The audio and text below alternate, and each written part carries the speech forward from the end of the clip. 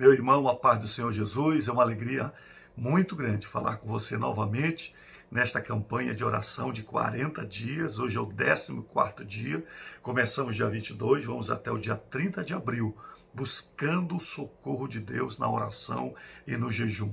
Amanhã, dia 5 de abril, nós vamos nos juntar ao Brasil e vamos clamar a pedido do nosso presidente Bolsonaro. E todo o Brasil está unido nesse propósito de clamar pela intervenção divina nesta epidemia que está se alastrando no mundo e no Brasil. E não só por ela, mas também pelas consequências econômicas que já são desastrosas para o nosso estado, para a nossa cidade e também para o Brasil. Nós cremos no socorro de Deus. E porque eu creio nesse socorro, eu quero convidar você a se juntar a nós nesse propósito. Amanhã, clame a Deus junto com a sua família. E para você compreender qual a importância de nós orarmos e buscarmos a presença do Senhor, leia comigo 2 Crônicas, capítulo 20, verso 3, que diz assim a palavra de Deus. Então Josafá teve medo e decidiu buscar o Senhor e proclamou um jejum em todo Judá. Judá se congregou para pedir socorro ao Senhor. Também de todas as cidades de Judá veio gente para buscar o Senhor. Quem era Josafá?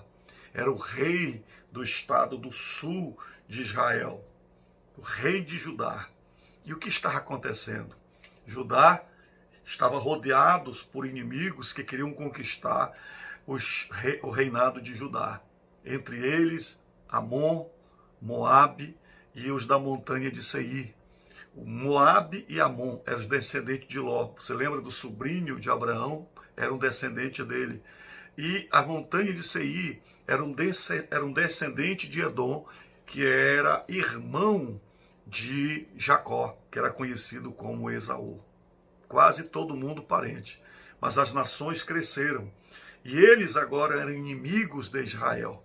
Eles cercaram de forma surpreendente, eminentes. Eles eram mais fortes do que Israel, e Israel não tinha como se livrar. Só existia uma solução: pedir socorro para Deus. Geralmente, queridos, precisamos do socorro de Deus quando o nosso problema é imenso, quando ele é iminente e urgente, e quando nós não temos solução para resolver. Então, nós temos que buscar a presença de Deus. Mas o melhor é que nós já estejamos em oração e jejum quando vem a tribulação de uma forma surpreendente, que nós não temos solução.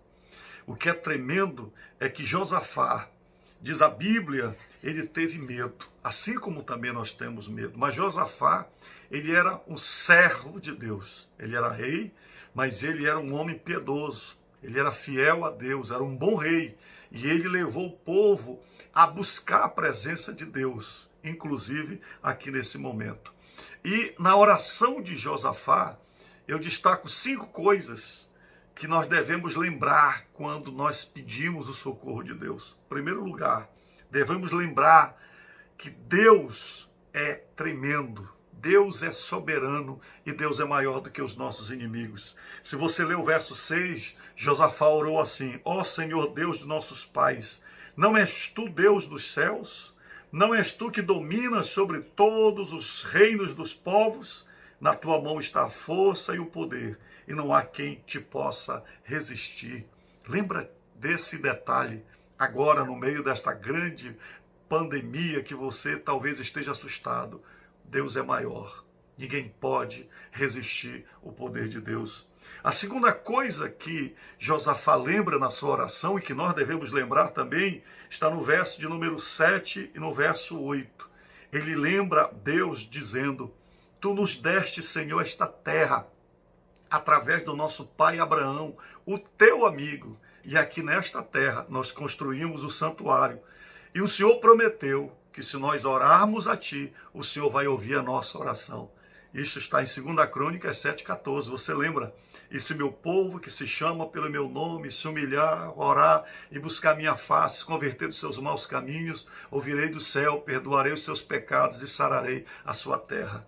Então, Josafá está dizendo: Senhor, esta terra é nossa, o Senhor nos deu por propriedade, é promessa tua, e o Senhor prometeu ouvir a nossa oração. Terceiro lugar, Josafá, ele reconhece a sua incapacidade diante de Deus para vencer aquele problema. No verso de número 12, ele diz: porque em nós não há força para resistirmos a esta grande multidão que vem contra nós. Sabe, querido, admitir que nós somos incapazes, que nós não podemos, não significa aceitar o fracasso. Significa apenas dizer que nós somos limitados.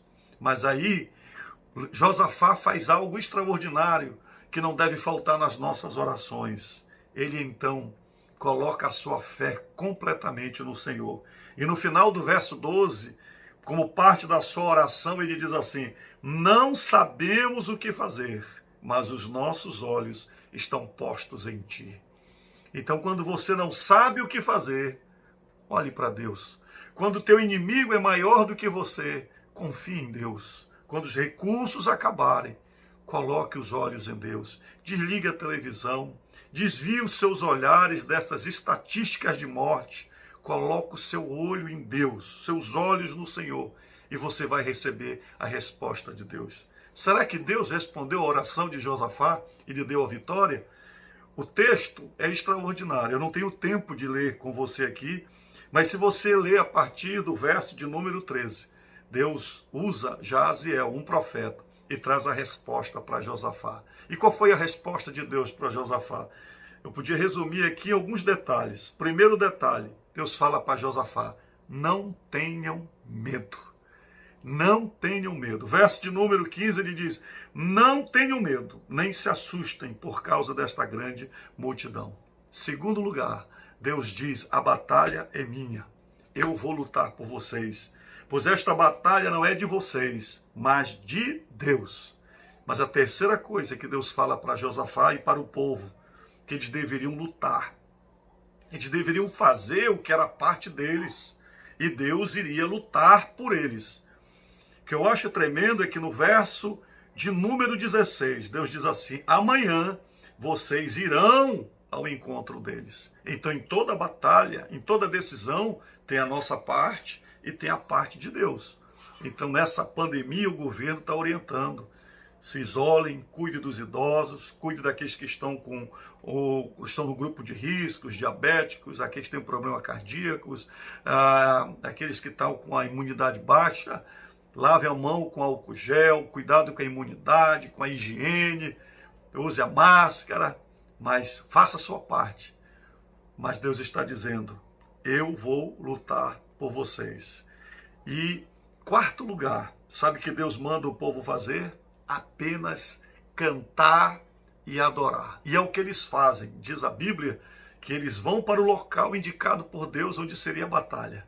Mas diz a Bíblia que eles colocam os levitas, os cantores na frente.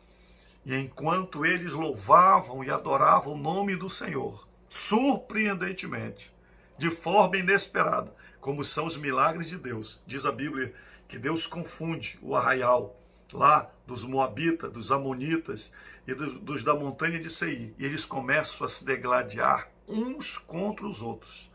E a batalha que seria contra Israel passa a ser uma batalha entre eles próprios.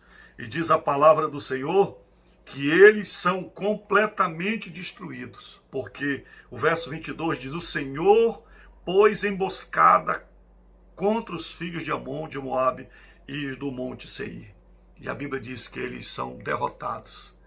Israel passa 3 dias juntando os despojos, os filhos de Judá, e eles adquirem riqueza no meio daquilo que parecia a maior tragédia e derrota da vida deles. Eu quero profetizar para você que Deus vai te dar a vitória. O verso 27 diz assim: o Senhor lhes tinha dado uma grande alegria com a vitória sobre os seus inimigos. O Senhor, no verso de número 29, diz assim: o Senhor havia lutado contra os inimigos de Israel. Eu quero profetizar que o Senhor Deus é a tua vitória. Vamos orar hoje, Amanhã vamos orar e jejuar junto com o Brasil e vamos declarar que a vitória é tua no nome do Senhor Jesus. Vamos orar juntos em nome do Senhor. Pai, pelo poder do teu nome, eu ministro a vitória na vida do meu irmão e juntamente com ele, Senhor, eu clamo a ti, pedindo o teu socorro. Senhor, nós reconhecemos que assim como Josafá, este momento é um momento maior do que a nossa capacidade. É um perigo iminente, Senhor, que rodeia o Brasil, as nações do mundo. Mas, Senhor, nós sabemos que somos incapazes de vencer. Mas o Senhor vai lutar por nós. O Senhor é poderoso, é soberano. O Senhor tem nos dado promessas. O Senhor é o Deus que nos ama. E o Senhor nunca abandonou o teu povo, porque nós somos, Senhor, a tua igreja, o teu povo que está aqui na terra. E o Senhor disse que se nós clamarmos a ti, o Senhor ouve a nossa oração, para que o teu nome seja glorificado. Então, Senhor, dá vitória ao teu povo, dá vitória à família do teu filho, dá vitória para o Brasil.